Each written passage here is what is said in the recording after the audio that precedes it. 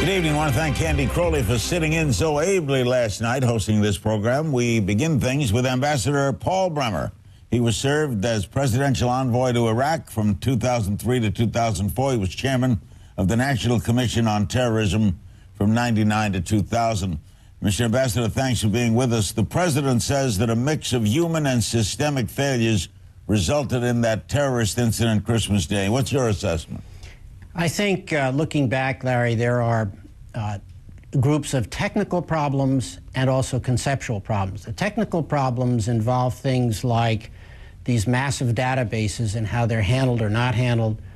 Secondly, the question of whether there's been adequate information sharing across the various bureaucratic boundaries. And thirdly, of course, the incident showed that there is a massive failure of the screening system, both the physical screening and the conceptual, sort of how you screen. The fact that this guy, paid cash for his ticket, didn't have baggage and so forth. Alarms obviously should have gone off. And I think these technical problems are troubling. They're not particularly surprising to me. Much more concern, I think, are the conceptual problems. Like? Well, this administration, since it came into office, really from day one, basically downplayed the question of whether we were involved in a war on terror. They even tried, in some cases, to redefine it as not a war on terror. And I think that this conceptual problem has showed itself in the initial reaction of some of the high officials to both the Fort Hood incident and this incident that happened on Christmas Day. There's a sort of a state of denial that sort of follows from the conceptual idea that we're not at war. And thirdly, the administration followed that concept with what I think is an incorrect view that the way to deal with these people is through treat them as criminals. One of the clear lessons of the National Commission on Terrorism, which, as you pointed out, I chaired, was that you have to understand we are at war with these people, and they can't be treated as criminals. It's a very different approach. But Republicans are now criticizing him for what you just said, yet the shoe bomber was treated as a criminal, tried in a criminal court, is in jail in America. What's the difference? I think that was also wrong. I think when this fellow was subdued on Christmas Day, the very first and top priority should have been, and continues to be, to interrogate him to get as much information as possible. Because the role of the goal is not to bring him to justice. The goal is to prevent future attacks. And it's not surprising that as soon as he got himself a lawyer, he stopped talking. And that's the price you pay when you consider these terrorists just as criminals.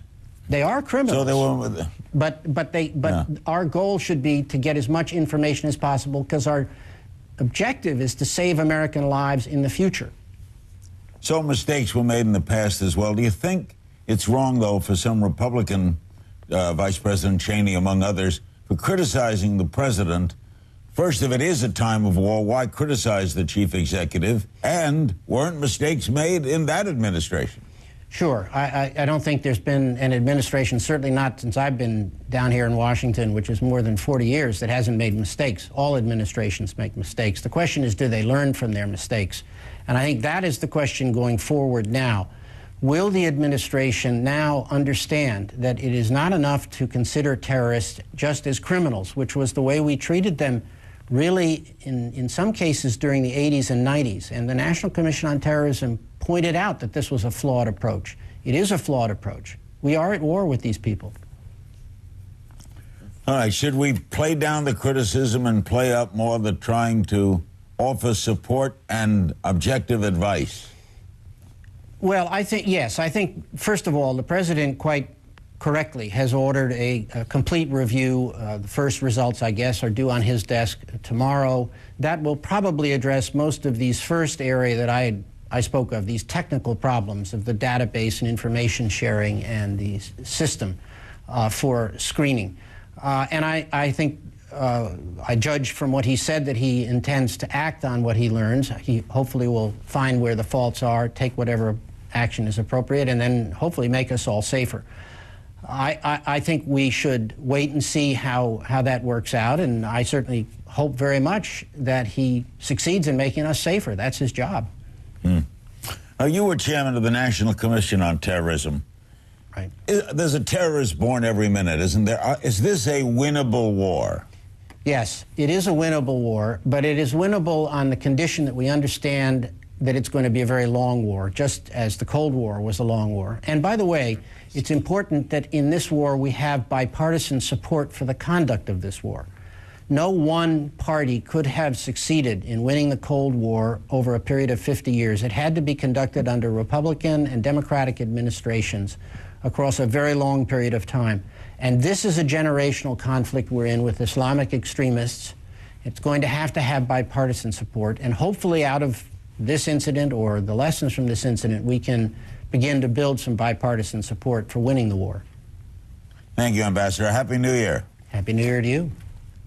Ambassador Paul Bremer. Governor Thomas Keene was the chairman of the 9/11 Commission. We'll ask him about the failed terror attack and what he thinks went wrong next.